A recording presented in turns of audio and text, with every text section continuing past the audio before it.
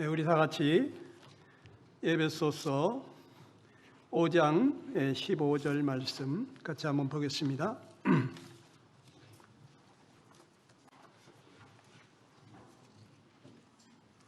앞에 또 띄워드릴 테니까 찾기가 어려우신 분들은 앞에 화면을 보셔도 되겠습니다. 15절로 18절에 있는 말씀인데요. 여기 화면을 보면서 한번 같이 읽어볼까요? 다 같이 시작. 그런즉 너희가 어떻게 행할지를 자세히 주의하여 지혜 없는 자같이 하지 말고 오직 지혜 있는 자같이 하여 세월을 아끼라. 때가 악하니라. 그러므로 어리석은 자가 되지 말고 오직 주의 뜻이 무엇인가 이해하라. 술 취하지 말라. 이는 방탕한 것이니 오직 성령으로 충만함을 받으라. 그랬습니다. 우리가 참 다 지혜로운 자가 되기를 원하시죠? 지혜 있는 자가 되려면 참 세월을 아끼라고 했습니다. 기회를 사라는 거죠. 때가 악하다는 것입니다. 또 오직 주의 뜻이 무엇인가 이해하라. 또 오직 성령으로 충만함을 받으라. 이 짧은 구절 안에 3번이나 오직 지혜 있는 자가 되라. 주의 뜻이 무엇인가 이해해라. 오직 성령의 충만함을 받으라. 이렇게 말씀해 주시는데요. 여러분, 이 시대가 어떤 시대인 것 같습니까? 우리가 늘 말하지만 말세다 하지만 지금은 말세지말인 것 같습니다. 말세 중에 말세. 그런데 마태복음 25장에 신랑이 더디 올 때 슬기로운 자나 미련한 자나 다 졸며 잤다고 하는 말씀과 같이 우리 주님이 곧 오시지 않고 더디 오시는 것 같으니까 우리도 모르는 사이에 다 졸며 자고 있는 그런 모습이 아닌가.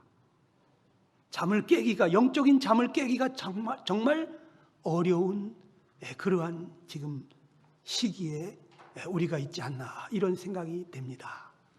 여러분, 그리고 또 디모데후서 3장에 있는 말씀, 이 말씀이 정말 우리 시대를 대변해 주고 있지 않나 이런 생각을 해보게 됩니다. 우리 디모데후서 3장 1절로 5절 말씀 한번 같이 보겠습니다. 시작.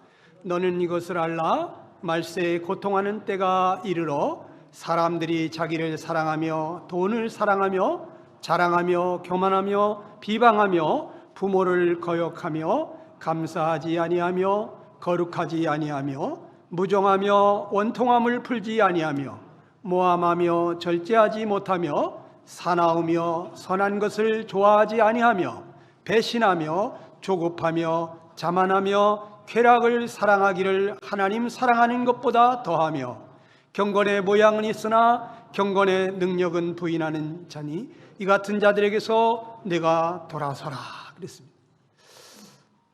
이 말세가 되면은 사람들이 자기를 사랑한다는 거예요. 돈을 사랑한다는 거예요.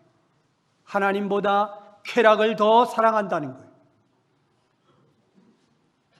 이 같은 자들에게서 내가 돌아서라. 저는 이 성경을 보게 될 때 성경에 나오는 세계사는 수없이 많은 심판들이 있더라고요. 근데 하나님이 언제 심판하시는가 보니까 죄악이 충만할 때 하나님이 심판을 하시더라고요. 노아 시대에 홍수로 심판하여 세상을 다 쓸어버리실 때 그때 하나님 말씀하시기를 사람의 죄악이 세상에 가득하다.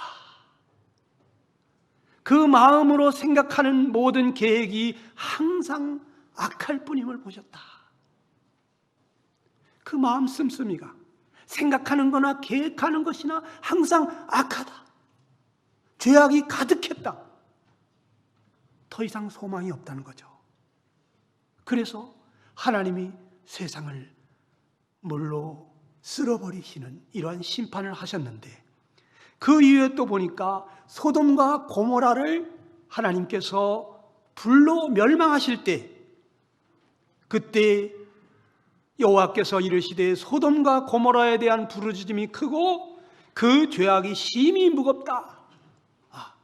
그래서 주님이 확인하겠다고 오셨다는데, 창세기 29장 12절 이하에 보게 되면 그들에 대한 부르짖음이 여호와 앞에 크므로 여호와께서 이곳을 멸하시려고 우리를 보내셨다고 천사들이 그렇게 얘기해요. 소돔과 고모라가 죄악이 가득해서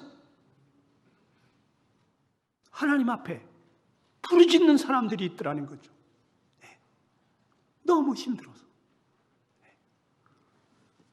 또 창세기 14장 이하를 보게 되면 하나님께서 애굽을 징벌하실 때, 어떤 때 징벌하시는가 보니까 창세기 14장 13절에 보니 여호와께서 아브라함에게 이르시되 너는 반드시 알라. 내 자손이 이방에서 객이 되어 그들을 섬기겠고 그들은 400년 동안 내 자손을 괴롭히리니. 요셉이 총리로 있을 때는 참 좋았어요.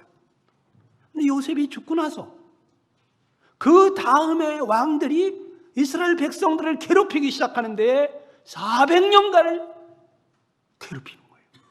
더 이상 견딜 수 없을. 그래서 이스라엘 백성들이 하나님 앞에 막 부르짖습니다. 애굽의 죄악이 충만할 때, 그럴 때 하나님께서 모세를 보내시죠. 이제 가라.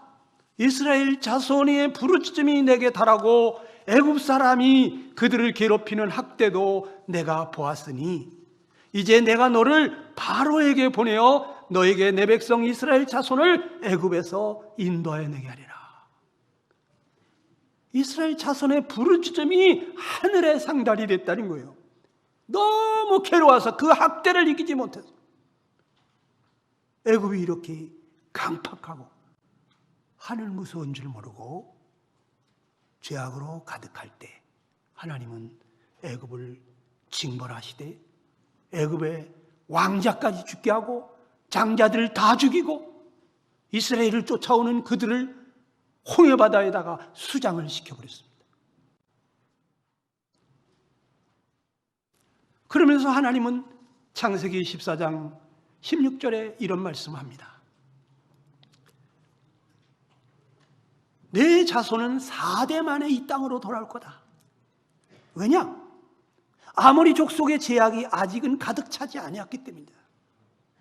아모리 사람들은 가나안 사람들입니다. 가나안에 아직은 죄악이 가득하지 않았다. 그러나 이제 너희가 애굽에서 한 4대 약 400년 정도 지나게 될 때 이 가나안 땅이 죄악으로 가득할 것이다. 내가 그냥 놔두지 않을 것이다. 내가 너희와 함께 가나안을 정복하고 그들을 진멸할 것이다. 양과 염소까지, 어린아이까지 모조리 진멸할 것이다. 여러분, 이 죄악이 가득할 때 하나님은 가만히 있지 못합니다. 하나님의 눈은 정결하셔서 죄악을 참아 보지 못하시는 분이십니다. 그런데 이 시대가 어떻습니까? 여러분, 이 시대는요 너무나 죄악으로 가득한 것 같아요. 심판의 날이 가깝지 않나, 저는 그런 생각을 자꾸 하게 됩니다. 이스라엘이 하나님의 택한 백성일지라도 그들이 보이는 우상을 쫓아가면서 보이지 않는 하나님을 미쳐버리고 그들이 음란과 우상에 빠져 있을 때 하나님은 그들에게 선지자들을 보냈어요. 너희들 심판한다, 회개하라고 수없이 많은 선지자들을 보냈어요. 그런데 듣기 싫어했습니다. 왜 그런 소리를 하냐고. 듣기 싫다고. 저 녀석을 쳐 죽여라. 많은 선지자들이 돌 맞아 죽었습니다. 오늘날 많은 사람들이 위로의 말, 격려의 말 이런 거 참 좋아합니다. 그런데 여러분 심판합니다. 회개해야 됩니다. 이런 얘기하면 야 진짜 듣기 싫다. 돌팔매할 수도 있어요. 이스라엘 하나님이 택한 백성. 그런데 아수르에게 또 바벨론에게 포로로 끌려가서 70년간이나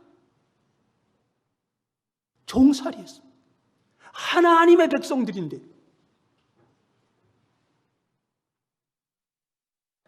그들이 70년의 회복기에 돌아왔을 때 그들 기대했지만 그들은 다시금 또 여전히 육신을 따라서 보이는 세상이 전부인 것처럼 또 살아갔습니다. 말라기 성경에 보게 되면은 정말 그 죄악이 하나님이 정말 성전문을 누가 좀 닫았으면 좋겠다고 할 정도로 그렇게 죄악이 가득합니다. 그래서 하나님이 더 이상 말하고 싶지 않아. 선지자도 안 보내. 400년 동안 침묵 기간이 있습니다. 그리고 하나님이 마지막으로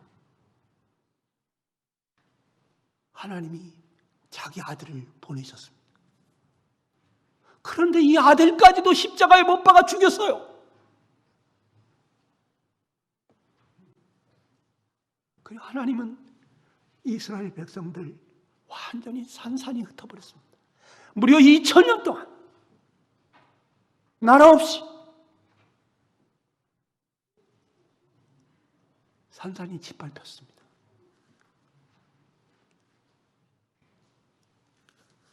우린 지금 이스라엘이 심판받고 있는 기간 동안에 하나님의 놀라운 은혜를 입었습니다. 회개하고 돌아오는 자들마다 하나님이 받아주시고 계십니다. 그 아드님 때문에 그 아드님이 거룩한 피를 흘리시면서 아버지 저들은 몰라서 그러는 거니까 아버지 저들의 죄를 사해 주십시오. 저들의 죄는 내가 담당할 테니 아버지 저들에게도 한번 기회를 주십시오. 우리 주님 때문에 우리가 지금 받을 수 없는 은혜를 받았습니다. 우리가 잘해서 받았습니까? 우린 정말 자격 없는 자예요. 하나님 위해서 뭘 했습니까? 저는 하나님 위해서 한 거 아무것도 없었어요. 나와 내 가족밖에 모르고 세상에서 성공하려고 잘 먹고 잘 살려고 혈서까지 써놓고 세상 공부하고 있었어요. 하나님이 저를 콜링했어요. 하나님이 저를 부르셨어요. 너 그거 다 가져도 너 행복하지 못해. 남들이 부러워하는 돈, 권세, 명예, 네 적성에 맞는 직업 그거 다 가져도 너 행복하지 못해. 너 마음이 원하는 걸 하지 못하잖아. 마음에 선을 행하고 싶은데 자꾸 악을 행하지. 너 마음이 원하는 것을 하지 못하고 자꾸 미워하는 것을 하지 않니? 내가 너를 구원해 주겠다. 하나님께서 성령으로 제 마음 가운데 오셔서 이 죄를 이기는 삶을 살게 해주셨습니다. 세상이 줄 수 없는 평화를 주셨습니다. 그 어디서도 얻을 수 없는 내일 일을 염려하지 않을 수 있는 이 놀라운 기쁨과 당당히 살 수 있는 은혜를 주셨습니다. 저는 20년 동안 스트레스가 뭔지 모르고 살아왔어요. 여러분이 우리가 받은 은혜가 어떻습니까? 그 배에서 생수의 강이 흘러나리라고 하는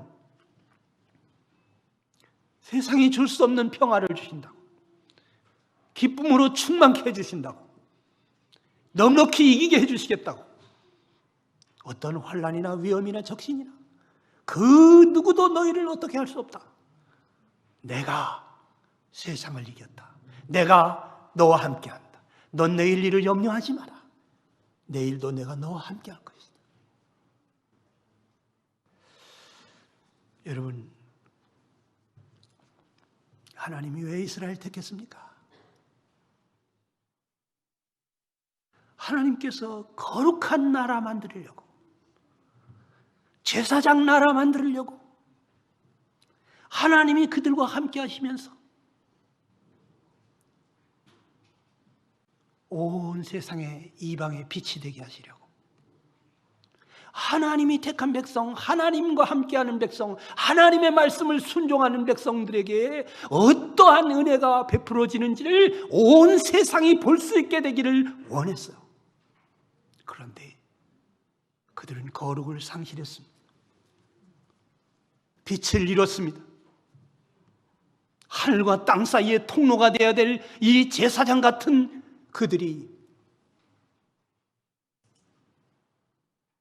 처참히 바닥에 떨어졌어요. 더 이상 이들에게 소망이 없었습니다.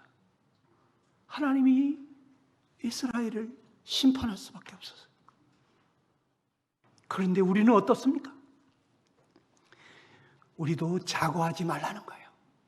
하나님께서 로마서 11장 20절 21절에 보게 되면 뭐라 그랬습니까? 한번 같이 읽어볼까요? 시작.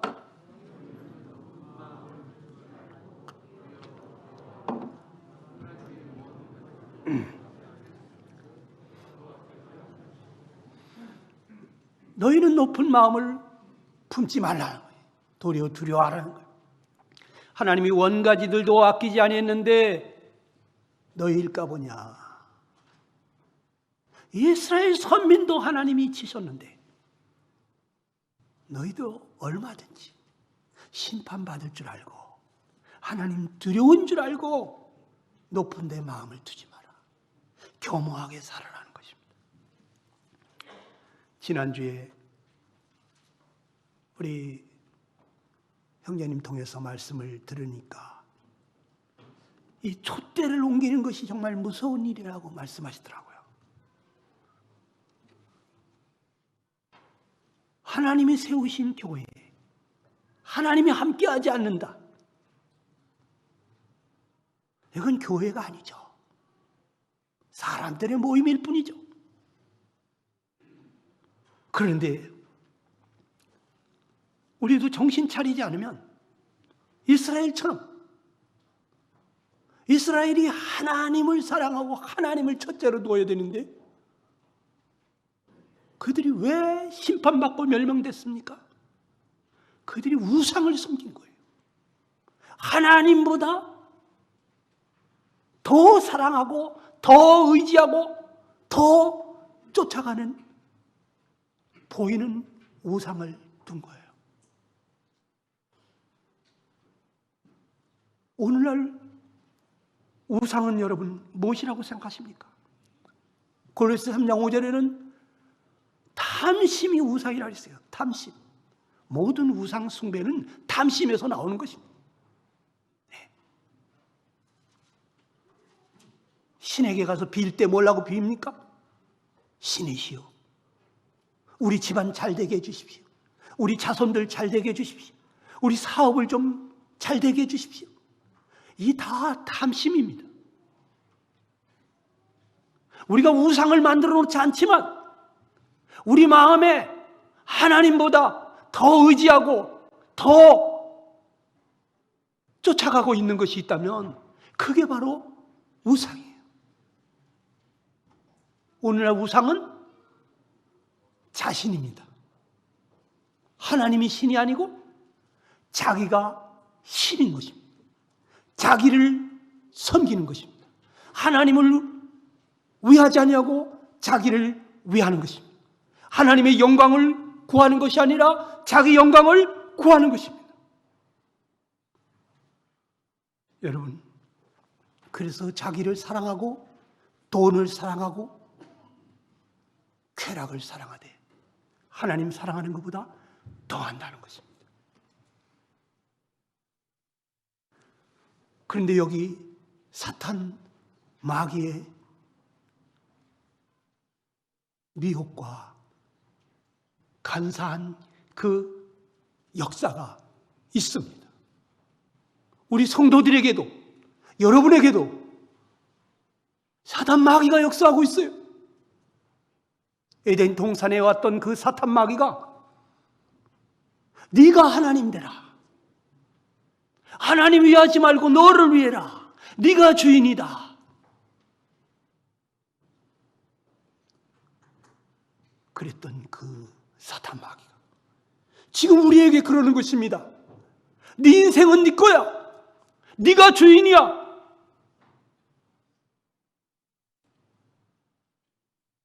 너를 위해서 살아. 그렇게 대책 없이 살지 말고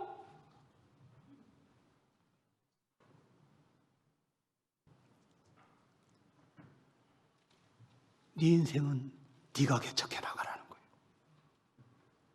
하나님이 아니다 이거예요. 네가 주인이라는 거예요. 많은 사람들에게 사탄은 이것을 심어주고 있습니다. 그래서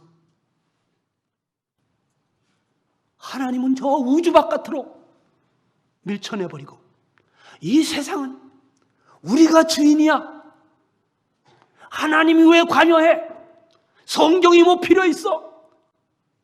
우리가 우리의 법을 만들 거야. 동성애가 왜 죄야? 성적 취향을 따라가는 건데 우리의 자유를 막지 마라. 하나님 말씀이 틀렸어. 우리는 이걸 합법화시켜야 돼. 그러면서 오늘도 국회 앞에서 단식 농성하고 있습니다.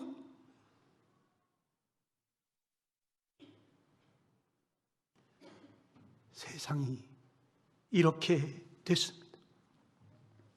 여러분, 하나님이 우리 삶의 주인이 되지 아니하고 거룩한 성도들까지 내가 주인이 되어 있다면 이건 타락으로 가는 거예요. 하나님과의 관계가 끊어지는 거예요. 하나님이 우리에게 주시려는 그 모든 것을 다 차단하는 거예요. 하나님과 우리 사이에 죄가 가로막힌 것처럼. 여러분, 구원이 무엇입니까? 내가 주인이었던 사람이 하나님이 주인이 되시는 것이에요. 그분이 내 생명의 주인인 줄 알고, 그분이 나를 구원해 주신 구원자인 줄 알고, 그분을 내 마음의 주님으로 영접할 때 하나님은 그런 사람에게 예수님의 생명을 부어주시는 것입니다. 믿기만 하면 된다고요? 뭘 믿는 건데?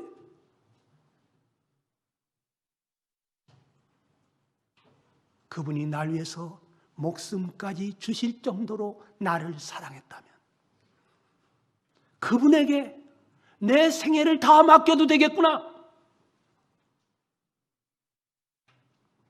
이분은 나의 주님이시다. 난 이분 위해서 이제 남은 생애를 살고 싶다.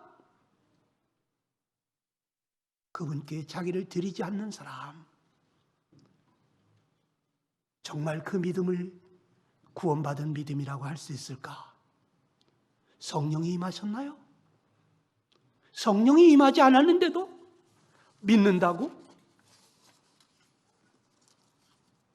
입술의 고백이 너무 명확해서 그래서 침례를 줬는데, 그런데 그날로 졸업해버린 사람들이 있어. 교회도 안 나와. 침례받고 다음 날부터 교회 안 나오는 사람이 있더라고. 그 사람 정말 믿은 걸까요? 구원받은 걸까요? 여러분,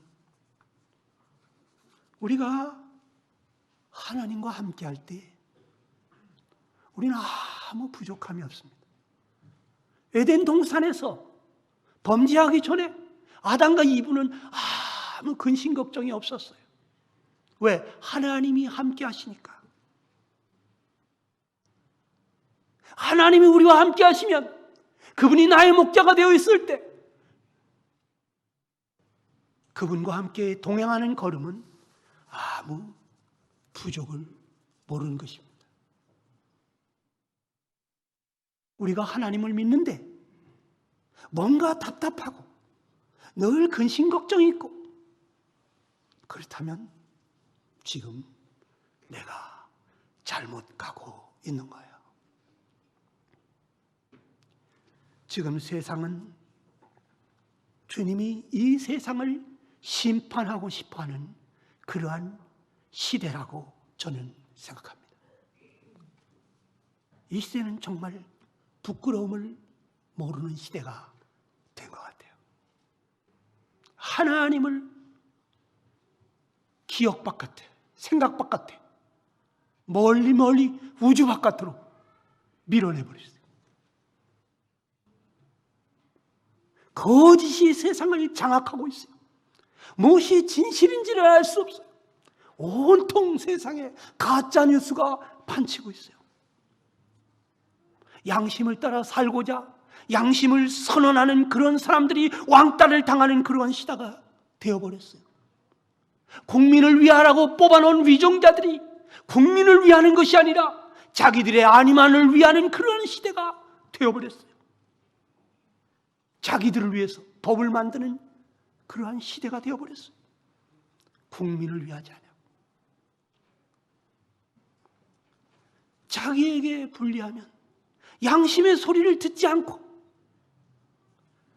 양심이 상실된 시대, 죄를 합법화하고 의가 땅에 떨어지고 공의와 상식이 사라진 시대가 되어버렸습니다.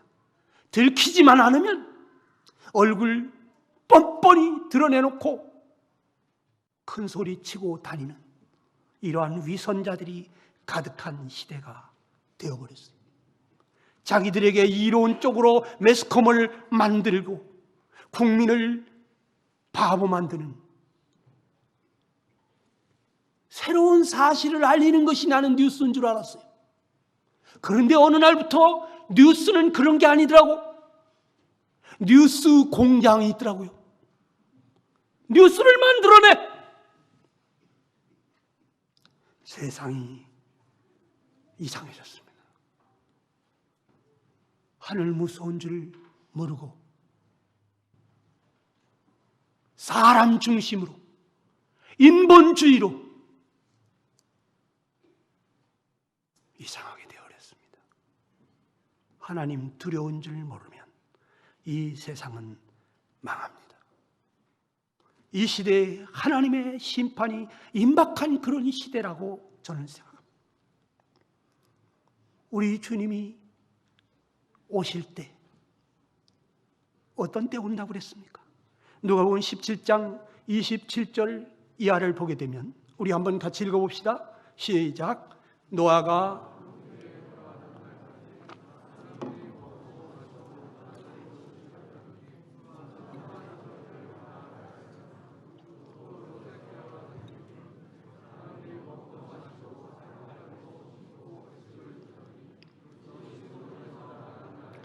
하늘로서 불과 유황이 비오듯 하여 저희를 멸하였느니라. 인자의 나타나는 날에도 이러하리라. 여러분, 예수님 강림하실 때는 노아의 시대와 같을 것이다. 소돔과 고모라와 같은 그 롯의 때와 같을 것이다. 여러분, 노아의 시대 어떤 시대입니까? 롯의 시대가 어떤 시대입니까? 죄악으로 가득한 시대입니다. 보이는 세상이 전부인 것처럼 살아가던 시대입니다. 먹고 마시고 장가가고 시집가고 집 짓고 땅 사고 이 세상이 전부인 것처럼 살아갔어요. 우리 성도에게는 소망이 있습니다. 그 소망은 보이는 소망이 아니라 보이지 아니하는 소망입니다. 그러므로 이 보이지 아니하는 것을 바라면 참음으로 기다릴지니라 그랬습니다. 그런데 성도들도 다 보이는 것에다가 온통 소망을 두고 있습니다. 보이는 것이 부족하고 없을 때 마음이 낙심이 되고 근심이 되고 잠이 안 옵니다. 크게 잘못 가고 있는 것입니다. 이 시대가 이렇게 썩어가는 것은 우리 그리스도인에게 책임이 있다고 저는 그렇게 생각합니다. 우리가 정말 이 세상에서 빛과 소금의 역할을 제대로 했더라면 기독교인이 1000만이라는데 어떻게 이렇게 세상이 썩을 수가 있나? 여러분, 우리가 먼저 회개해야 될 것 같습니다. 기독교인들이 온통 기복신앙에 빠져 있어요. 세상에 그러한 보이는 거 잘 되는 거, 돈 잘 벌고 사업 잘 되고 건강하고 자식들 좋은 학교 가고 보이는 것들에 다 빠져 있어요. 여러분, 사단의 속임수에 우리가 넘어간 것 같습니다. 이 대한민국 기독교에 큰 개혁이 일어나야 될 것 같아요. 성령으로 거듭난 사람들이 먼저 정신을 차려야 될 것 같습니다. 음란한 세상을 향하여 손가락질은 하는 우리를 향해서 하나님은 말씀하십니다. 네가 바로 영적으로 간음하는 자야. 네가 간음자야. 누구를 손가락질하니? 야고보서 4장 4절에는 이렇게 말합니다. 우리 한번 같이 읽어봅시다. 시작.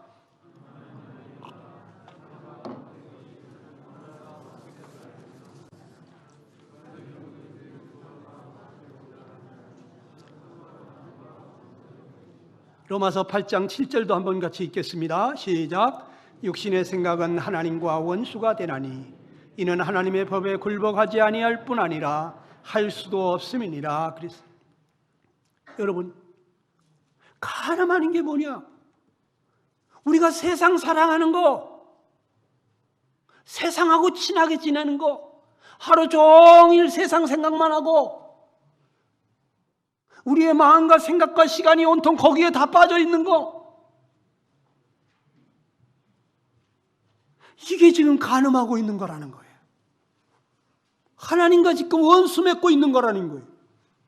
우리가 육신대로 행할 때, 성령을 따라가지 아니하고 내 육신대로 행할 때 하나님을 대적하는 거라는 거예요. 하나님과 원수 맺고 있다는 거예요. 물론 우리가 육신이 약해서 때로는 육신을 따라갈 때도 있죠. 그러나 그 상태를 지속하고 있다고 하는 것은, 이것은 정말 자기 자신에게도 크나큰 손실이고 우리 주님의 마음을 너무너무 아프게 하는 것입니다.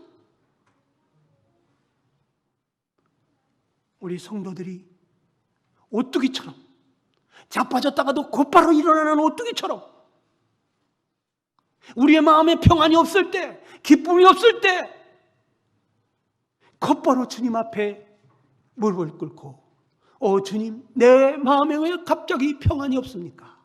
왜 마음에 기쁨이 없습니까? 주님, 제가 성령을 거스리고 있습니까? 주님 마음 아프게 하고 슬프게 하고 있습니까? 주님 앞에 자기를 내려놔야 되는데 내려놓지 않고 계속 상대를 향해서 손가락질하고 원망하고 지적질하면서 마음이 깝깝하고 답답한데도 주님 앞에 나가지 않는다면 이건 자기 자신에게 어마어마한 마이너스, 자기를 파멸로 끌고 우리가 넘어질 수 있어요. 잘못할 수 있어요. 일어나야 되는데, 그런데 넘어져가지고 아예 일어나지를 않고 슬럼프에 빠져가지고 계속 그렇게 사는 것을 볼 때 마음이 너무 안타깝습니다. 우리는 왜 매주마다 떡과 잔을 떼면서 이렇게 예배를 드리고 있습니까? 여러분, 고린도전서 11장 27절 이하를 한번 보겠습니다. 다 같이 시작. 누구든지 주의 떡이나 잔을 합당하지 않게 먹고 마시는 자는 죄를 짓는 것이니라. 사람이 자기를 살피고 그 후에야 이 떡을 먹고 이 잔을 마실지니 주의 몸을 분별하지 못하고 먹고 마시는 자는 자기의 죄를 먹고 마시는 것이니라. 여러분, 우리 이 떡과 잔을 뗄 때 습관적으로 떼면은 안 되는 거예요. 자기를 살펴야 되는 거예요. 그리고 이 떡을 먹고 이 잔을 마시라는 거예요. 주님의 몸을 분별하지 못하고 먹고 마시는 자, 자기 죄를 먹고 마시는 거라는 거예요. 그 시간이 예배 시간이 아니라 죄를 짓고 있는 거라는 거예요. 그 시간이. 우리가 어떻게 해야 됩니까? 떡과 잔을 뗄 때, 떡과 잔을 바라볼 때 이 생명을 우리에게 주시기 위해서 그 거룩하신 주님이, 그 지존하신 주님이 죄인 취급을 받으시면서 저 십자가에서 산산이 나 때문에 부서졌다고 하는 것을 생각하면서 주님이 나 때문에 나에게 생명을 주려고 주님이 그 명예 다 떨어뜨리고 하나님의 아들의 영광 다 내려놓고 보통 사람도 아니고 죄인 취급을 받으시면서 그렇게 산산이 부서졌는데, 그런데 나 지금 뭐 때문에 괴로워하고 있냐? 나 뭐 때문에 지금 마음이 이렇게 퍽퍽하냐? 내가 뭐 때문에?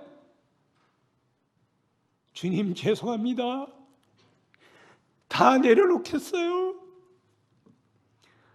주님 날 위해서 다 내려놓으셨는데 내가 왜 이러고 있습니까? 주님 잘못했어요. 지옥 갈 나 같은 죄인을 살리시려고 주님이 돌아가 주시지 않았더라면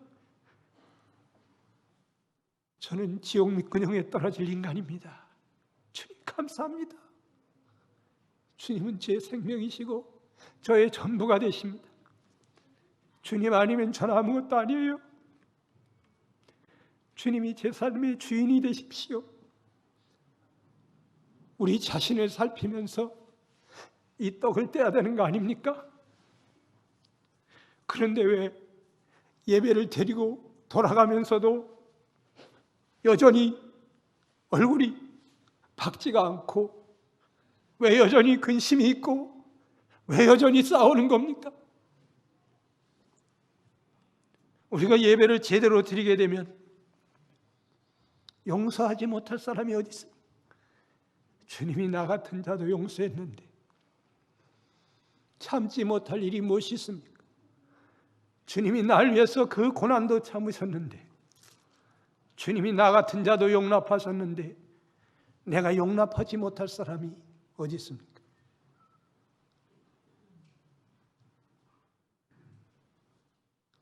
너무 감사해서, 너무 기뻐서, 주님이 주시는 기쁨으로, 주님이 주시는 평강으로, 주님이 주시는 그 사랑으로, 주님이 주시는 그 말할 수 없는 영광의 소망으로 기뻐 뛰면서 나가야 되는 거 아니에요? 그런데 우리는 여전히 예배를 드리면서도 변화가 없습니다.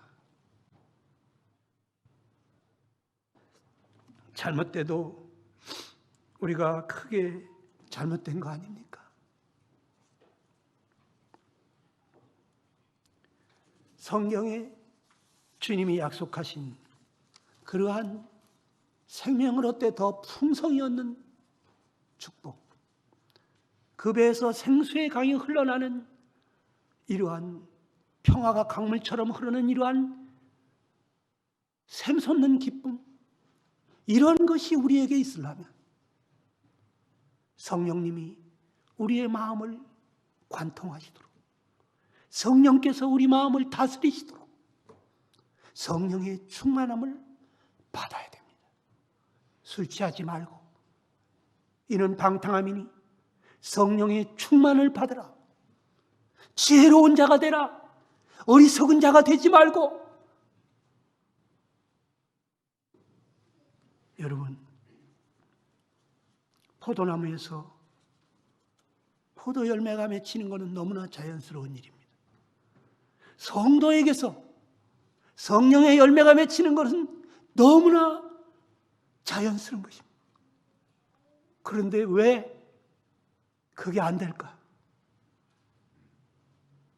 육신을 쫓아가면서 성령을 거스르기 때문에, 성령님의 역사를 차단하고 있기 때문에, 하나님과 원수 맺고 있기 때문에, 세상을 사랑하고 육신을 쫓아서 자기를 사랑하고 자기를 위하고, 그렇기 때문에 하나님과 원수 맺고 있는데 하나님이 무슨 축복을 붓습니까? 원수는 죽여버리고 싶은 게 원수인데 우리의 기도가 응답이 되겠습니까? 성도가 세상에서 빛으로, 소금으로 나타나지 않으면 세상은 소망이 없습니다. 우리는 라오디아 교회를 보면서 이 교회가 마지막 시대 교회라고 말합니다. 라오디게아 교회의 특징이 무엇입니까? 주님이 문 밖에 밀려나 있다는 거예요. 주님이 문 밖에서 노크하시면서 사랑하는 자요, 내가 열심을 내라, 회개하라. 내가 문 밖에 서서 두드리노니 내 음성을 듣고 문을 열면 내가 너에게로 들어가서 너로 더불어 먹고 너는 나로 더불어 먹으리라고. 주님이 우리와 함께 동고동락하겠다고, 문 좀 열어달라고. 주님이 문 밖에 밀려나 있다는 거예요. 성도에게서, 또 교회에서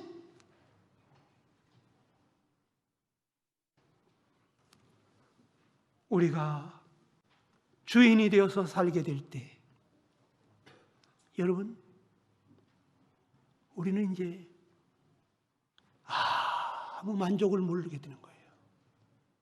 부족함 투성인 거예요. 감사가 안 나오는 거예요. 찬송이 안 나오는 거예요. 눈은 보아도 족함이 없고 귀는 들어도 차지 아니하고 바다는 메워도 사람의 욕망은 그 무엇으로도 채울 수 없기 때문에, 내가 살아있는 한, 내가 주인인 한 끝없이 부족한 거예요. 밑 빠진 독처럼. 그렇기 때문에 넘치지 않기 때문에 감사가 없어요. 기쁨이 없어요.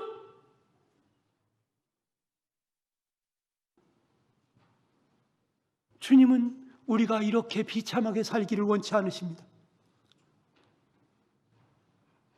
주님은 우리에게 왜 침례를 받으라고 그러십니까?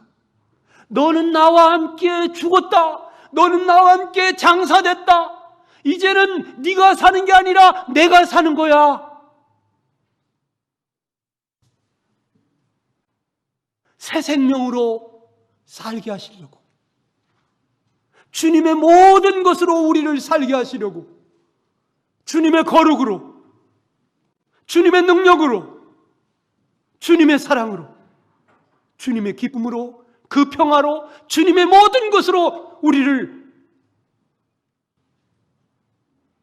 넉넉히 이기는 삶을 살게 해주시려고 하는데, 다시 내가 살아서,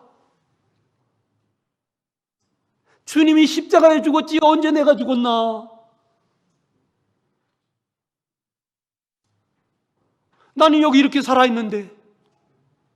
사도 바울 형님은 참 이해가 안 된다. 내가 그리스도와 함께 십자가에 못 박혔다고? 언제 그분이 죽었지? 예수님과 함께 세상에 대해서 못 박혔다고, 정과 욕심을 못 박았다고 본인이 살아있던데. 여러분도 그렇게 생각하십니까? 여러분, 우리 주님과 함께 죽은 거예요. 주님 십자가에 죽을 때 그분 내 때문에 죽은 거예요. 주님 십자가에서 심판받을 때 하나님은 나를 심판하신 거예요. 나를 죽이신 거예요. 내 죄에 대한 형벌을 내리신 거예요. 예수님과 함께 난 끝났어요. 부활하신 그 주님을 내가 모실 때 하나님은 나를 이제 새 사람으로 보시는 거예요. 하나님의 자녀로 보시는 거예요. 나를 거룩하다고 하시는 거예요. 온전하다고 하는 거예요. 나를 의롭다고 하시는 거예요. 누구 때문에? 내 안에 오신 그 주님 때문에. 그 주님과 내가 하나가 됐기 때문에. 주님 아니면 난 아무것도 아니에요.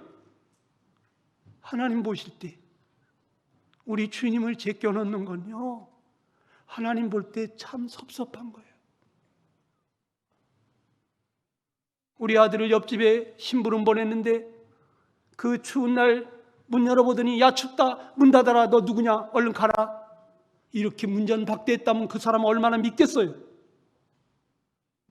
근데 우리 아들을 아이고 너 아무개 집 아들이 아니냐, 아이고 추운데 어서 들어와라, 화롯가에다가 손을 녹여주고 그 맛있는 거 먹여주고 따뜻하게 돌봐주면 얼마나 고맙겠어요.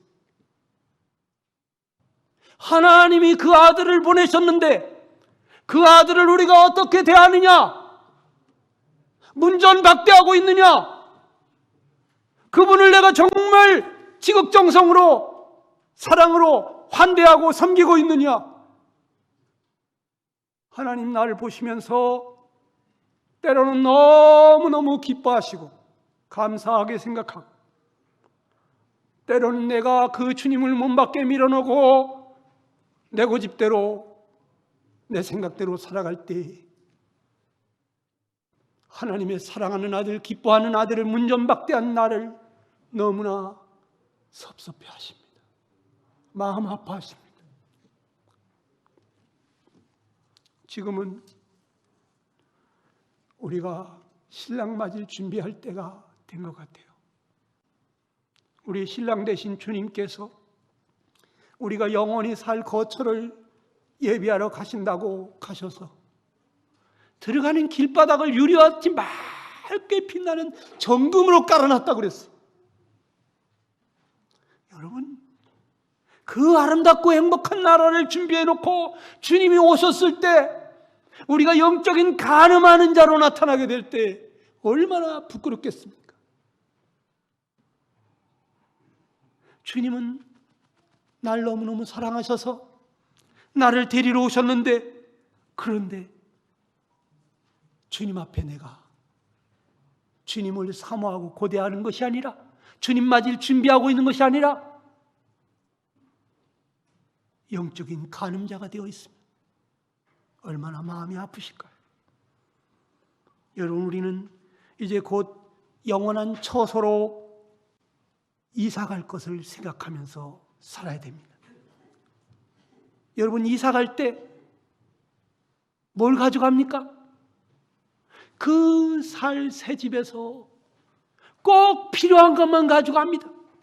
필요 없는 거 다 정리해서 버립니다.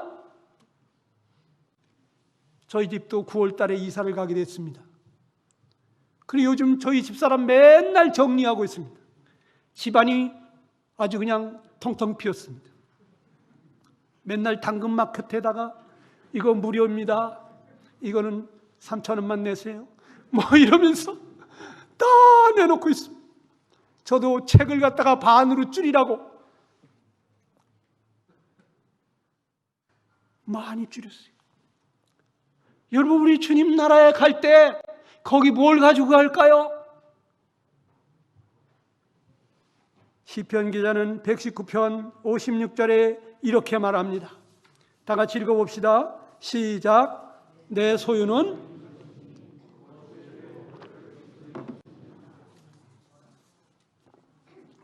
여러분, 우리의 영원한 소유는 주님의 법도를 지킨 것만 가져가는 거예요. 주님의 뜻에 순종한 것만 가져가는 거예요. 주님이 다 기억하시고 보상해 주시고 칭찬하시고 면류관 주시는 거예요.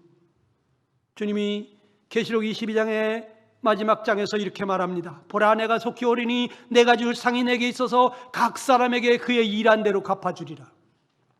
주님은 우리에게 상 주시고 싶어 하십니다. 아버지는 자식이 상 받는 거 볼 때 너무나 흐뭇합니다.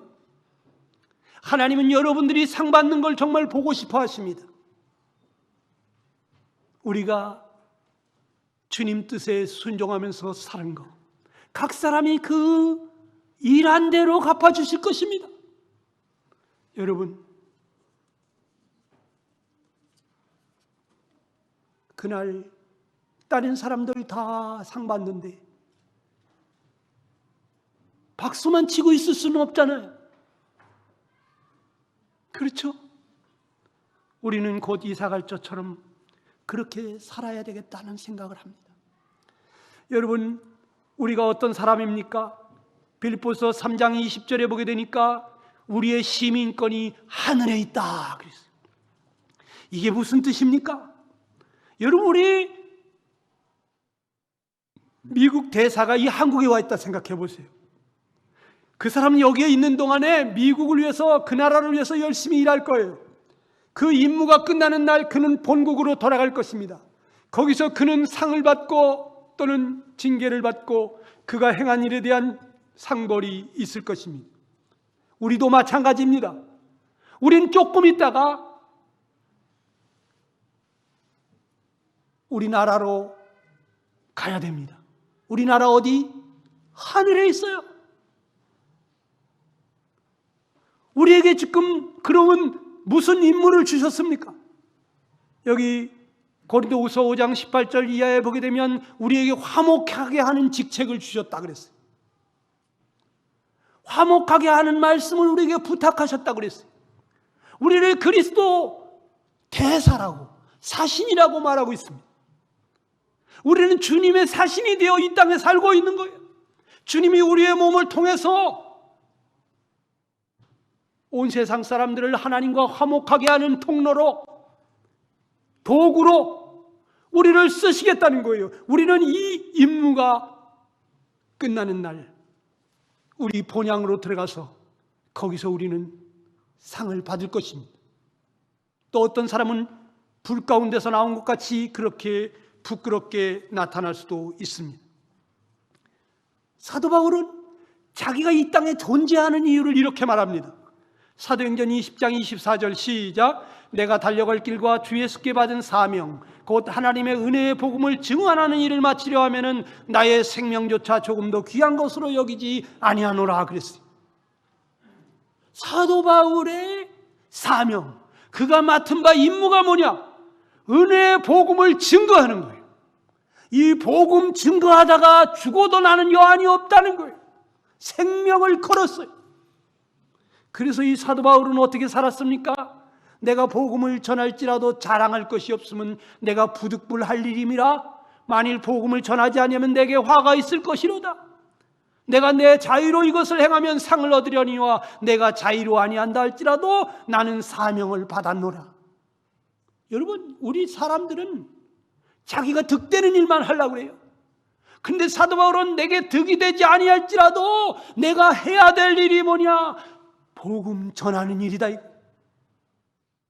이건 나에게 맡겨주신 일이다. 우리가 자발적으로 이 일을 하면 상을 받을 것이다. 그러나 나는 이 일을 안 하면 안 돼. 주님이 내게 주신 사명이라는 거예요. 그래서 그분이 어떻게 살았냐? 내가 모든 사람에게 자유롭지만 스스로 모든 사람에게 종이 됐다. 더 많은 사람을 얻고자. 또 유대인들에게는 내가 유대인같이 된 것은 유대인들을 얻고자. 율법 아래 있는 자들에게는 내가 율법 아래 있지 않지만 율법 아래 있는 자들과 같이 된 것은 율법 아래 있는 자들을 얻고자. 율법 없는 자에게는 내가, 하나님께는 율법 없는 자가 아니요 도리어 그리스도의 율법 아래 있는 자이지만 율법 없는 자와 같이 된 것은 율법 없는 자들을 얻고자. 약한 자들에게 내가 약한 자와 같이 된 것은 약한 자들을 얻고자. 여러 사람에게 여러 모습이 된 것은 아무쪼록 몇 사람이라도 구원코자 함이라 그랬어요. 그가 여러 모습으로 여러 삶을 살았던 그 모든 것이 그들 중에 몇몇이라도 구원받게 하고자 그렇게 카멜레온같이 팔색조의 삶을 살았다. 내가 왜 그렇게 살았는지 아니? 그들을 구원하려고. 여러분, 그래서 사도 바울은 우리가 고린도전서 10장 31절 이하 잘 아는 말씀에 너희가 먹든지 마시든지 무엇을 하든지 하나님의 영광을 위하여 하라 그러면서 너희는 아무에게도 거치는 자가 되지 말고 나와 같이 모든 사람을 기쁘게 하고 모든 사람의 유익을 구하면서 그들로 구원을 얻게 하라는 거예요. 내가 왜 이렇게 사는 줄 아냐? 내가 모든 사람의 기쁨을 구하고 그들의 유익을 구하고 나의 유익을 구하지 않냐고? 나를 기쁘게 하지 않는 이유가 뭔지, 그들로 구원을 얻게 하려고. 우리가 하는 모든 삶이 저들로 구원받고 싶게 만드는 것이 아니라면 우리는 지금 헛짓하고 있는 거예요. 허공을 향해서 주먹질하고 있는 거예요. 나는 무엇을 위해서 사나? 나는 무엇을 위해서 이 직장에 나와 있나?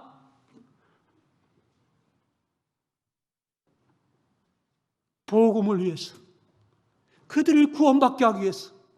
내가 왜 저들에게 이렇게 착하게 하나? 내 안에 착하신 그 주님을 보고 그들도 나와 같이 주님을 믿고 싶도록 그렇게 우리가 어떻게 살아야 되겠습니까? 또 여기 사도 바울, 여기 사도행전 1장 8절에 보게 되면 오직 성령이 너에게 임하시면 너희가 권능을 받고 예루살렘과 온 유대와 사마리아 땅까지로 내 증인이 되리라 그랬습니다. 성령을 왜 주셨느냐? 주님의 증인이 되게 하시려고 성령님을 우리에게 주셨다는 거예요. 성령님이 우리 안에 와 있어야 주님이 어떠한 분이심을 알고 그분은 주님에 대해서 다른 사람들에게 소개해 줄 수 있는 분이에요. 우리는 주님을 아는 사람들이에요. 주님을 경험한 사람들이에요. 어떻게 성령으로 말미암아 우리는 이 성령님이 비춰주시고 경험케 하신 주님을 각처에서 말로 삶으로 어떠한 모습으로든지 나타내면서 한 영혼이라도 더 주님을 알게 하고 믿게 하고 그들로 구원받게 하는 것이 우리의 목적이 되어야 되지 않을까, 저는 그렇게 생각합니다. 우리 주님도 어떻게 살았습니까? 새벽부터 일어나가지고 주님이 한적한 곳으로 가서 거기서 기도하고 오시더니 우리가 다른 가까운 마을들로 가자 거기서도 전도하리니 내가 이를 위해서 왔다 그러시면서 온 갈릴리 사방을 다니시면서 전도하셨다는 거예요. 주님이 이 땅에 왜 오셨냐? 잃어버린 자를 찾아 구원하려 왔다는 거예요. 주님은 이 땅에 오신 이유가 나를 보내신 이의 뜻을 행하려 왔는데 나를 보내신 이의 뜻은 내게 주신 자 중에 하나도 잃어버리지 아니하고 마지막 날에 다시 살리는 것이라고 말하면서 내 아버지 뜻은 아들을 보고 믿는 자마다 영생을 얻는 이것이니 마지막 날에 내가 이를 다시 살리리라. 아들을 보고 믿는 자마다 영생을 얻게 하시기 위해서 그분은 자기를 십자가에까지 내어주셨어요. 하나님이 어떠한 분이심을 그분은 다 나타냈어요. 나는 이 땅에서 스스로 아무것도 하지 않는다. 아버지께서 보여주신 대로 말한다, 행한다고, 아버지께서 가르쳐 주신 대로 말한다고 하면서 주님은 자기 뜻대로 자기 마음대로 하지 않았어요. 겟세마네 동산에서도 아버지 내 원대로 마옵시고 아버지의 원대로 되기를 원하나이다. 그 주님이 우리에게 그렇게 살게 되기를 바라신다는 거예요. 그 주님이 우리 안에 오셔가지고 그렇게 살고 싶다는 거예요. 그런데 그 주님이 그 삶을 살으시도록 우리 자신을 내어드리지 않으면 그분은 그 삶을 살 수가 없는 거예요. 여러분, 우리가 어떻게 해야 됩니까? 주님은 가시면서 말씀하셨어요. 너희가 네 죄든지 사하면 사해질 것이지만 네 죄든지 그대로 두면 그대로 있을 것이라고. 저들이 살고 죽는 것이 우리에게 달렸다는 거예요. 저들이 지옥 갈 수도 있고 지옥 갈 영원히 천국에 갈 수도 있는데 누구에게 달렸냐? 우리 성도에게 달렸다는 거예요. 우리가 잠잠하고 말 안 하면 아들을 보고 믿는 자마다 영생을 얻을 수 있는데 아들을 보여주지 않으면, 알려주지 않으면, 전하지 않으면 저들은 믿을 수가 없기 때문에 우리는 잠잠하면 안 된다는 거예요. 그리고 주님이 가시면서 마지막 하시는 말씀이 너희는 가서 모든 족속으로 제자를 삼으라는 거예요. 이것이 지상 대명이에요. 지극히 높으신 지존하신 분의 명령이에요. 우리는 무조건 복종해야 돼요. 명령이요. 전도는 몇몇 사람들이 하는 것이 아니에요. 우리 성령 받은 모든 사람들이 할 수 있는 권능을 받았어. 우린 다 할 수 있어요. 전도하는 모습은 다 달라. 여러분, 어제 무슨 날인지 아십니까? 우리 매달 마지막 주 토요일 날 무슨 날이죠? 전도 상담의 날이잖아요. 어제도 아침 10시부터 저녁 5시, 6시까지, 또 어떤 분은 밤중까지 전도자들이 나와가지고 일일이 여러 성도님들과 관련되어 있는 그 구도자들 이름을 불러가면서 기도하고 전화하고 상담하고, 전화 안 받는 사람은 문자 보내고. 그런데 아직까지도 자기 사랑하는 가족, 친척 이름을 안 써내신 분들이 있어요. 그래서 제가 오늘 드렸어요. 여러분, 주부와 함께 구도자 전도 및 상담 요청서